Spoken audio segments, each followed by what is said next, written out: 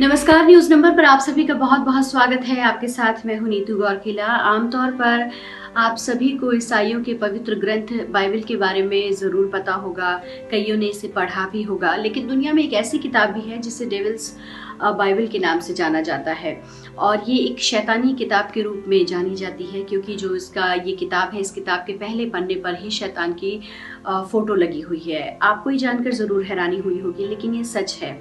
इस किताब को एक संग्रहालय में रखा गया है। इस किताब के पीछे काफी गहरा रहस्य है। क्या है वो रहस्य, वो देखिए आप इस रिपोर्ट में। Press the bell icon and never miss a video from newsnumber.com. हर धर्म का अपना एक ग्रंथ होता है जिसकी शिक्षाओं को उस धर्म के मानने वाले ताउम्र अनुसरण करते हैं। ईसाई धर्म का भी ग्रंथ है जिसे बाइबल कहा जाता है। ईसाई धर्म के इस ग्रंथ को पवित्र माना जाता है, लेकिन दुनिया में एक ऐसी भी किताब है जिसे शैतानों की किताब कहा जाता है, जिसका नाम डेविल्स बाइबल है। ये एक रहस्यमयी किताब है। कहा जाता है कि इस किताब को महज एक रात में पूरा लिख दिया गया था। शैतानों के चित्रों वाली ये किताब शैतानी बाइबल भी कही जाती है। इस किताब के हर पन्ने पर शैतानों की तस्वीर बनी हुई है। जितनी रहस्यमयी ये किताब है, उतना ही इससे जुड़े हुए कुछ खास फैक्ट्स भी हैं। आखिर ऐसी पुस्तक का निर्माण कैसे हुआ होगा और क्यों हुआ होगा, ये आज भी एक पहेली बना हुआ है। इस रहस्यमय शैतानी किताब को कोडेक्स गिगास के नाम से भी जाना जाता है। इस किताब को दुनिया की सबसे खतरनाक किताबों से माना जाता है, क्योंकि इसके बारे में आज तक ये पता नहीं चल पाया कि इसे किसने लिखा है और क्यों लिखा है। फिलहाल ये किताब स्वीडन के एक संग्रहालय में सुरक्षित रखी हुई है, जिसे देखने के लिए हजारों की संख्या में लोग वहां पहुंचते हैं।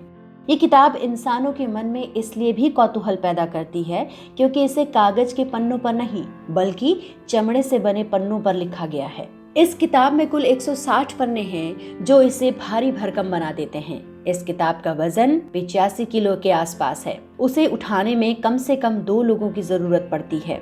इसके पीछे ये कहानी प्रचलित है कि 13वीं सदी में एक सन्यासी ने अपनी मठवासी प्रतिज्ञाओं को तोड़ दिया था, जिसके बाद उसे दीवार में जिंदा चुनवा देने की सजा सुनाई गई थी। इस कठोर दंड से बचने के लिए उसने महज एक रात में एक ऐसी किताब लिखने का वादा किया जो सभी मानव ज्ञान सहित मठ को हमेशा के लिए गौरवान्वित करेगा। उसे इसकी इजाजत दे दी गई, लेकिन कहा जाता है कि आधी रात को जब उसने देखा कि वो अकेले पूरी किताब नहीं लिख सकता, तो उसने एक खास प्रार्थना की और शैतान को बुलाया। उस शैतान से उसने अपनी आत्मा के बदले किताब को पूरा करवाने के लिए मदद मांगी। शैतान इसके लिए तैयार हो गया और उसने एक रात में ही पूरी किताब लिख डाली। जब उस पुस्तक को पढ़ने की कोशिश की गई तो सब हैरान रह गए, क्योंकि ये कोई दिव्य ग्रंथ नहीं, बल्कि शैतान की स्तुति करने वाला ग्रंथ था। उस किताब को नष्ट करने की कोशिश भी की गई, लेकिन लोगों के साथ घटने वाली घटनाएं हैरान कर देने वाली थी।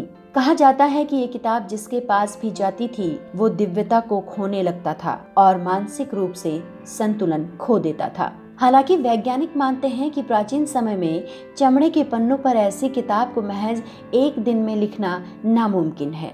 अगर दिन रात करके लगातार लिखा जाए तो भी इसे पूरा करने में कम से कम 20 साल का समय लगेगा। हालांकि कुछ शोधकर्ताओं ने इस तर्क को गलत भी ठहराया है। उनका मानना है कि जिस तरह पूरी किताब को एक ही लिखावट में लिखा गया है, उससे इतना तो साफ है कि इसे 20 या 25 साल में नहीं लिखा गया होगा। तो इस किताब को देखने के लिए लोग संग्रहालय में जाते हैं, किताब को देखते हैं और लोगों में ये अलग तरीके की एक उत्सुकता होती है कि क्या वाकई में जो रहस्य इस किताब से जुड़ा हुआ है वो सच होगा। क्योंकि जो शोधकर्ता हैं जिन्होंने इस पे रिसर्च की है, उनका ये मानना है कि जो भी इस किताब को पढ़ता था वो एक तरीके से मानसिक रूप से उसको परेशानी का सामना करना पड़ता था। तो इस वजह से कुछ लोगों ने इस किताब को जलाने की भी कोशिश की, लेकिन नाकामयाब रही। ये तब की बात है जब इस किताब को वैज्ञानिकों ने इस किताब के ऊपर रिसर्च करना शुरू किया। तो ये वैज्ञानिकों की तरफ से दिए हुए तर्क हैं, जिन पर कुछ लोग यकीन भी करते हैं और कुछ लोगों को इस पर विश्वास नहीं होता है, क्योंकि इसका रहस्य काफी अचंभित करने वाला है। तो बहरहाल आज के लिए बस इतना ही। फिर इसी तरीके की और जानकारियों के साथ, इसी तरीके की कुछ और महत्वपूर्ण खबरों के साथ आप सभी के बीच हाजिर होंगी। तब तक के लिए नमस्कार।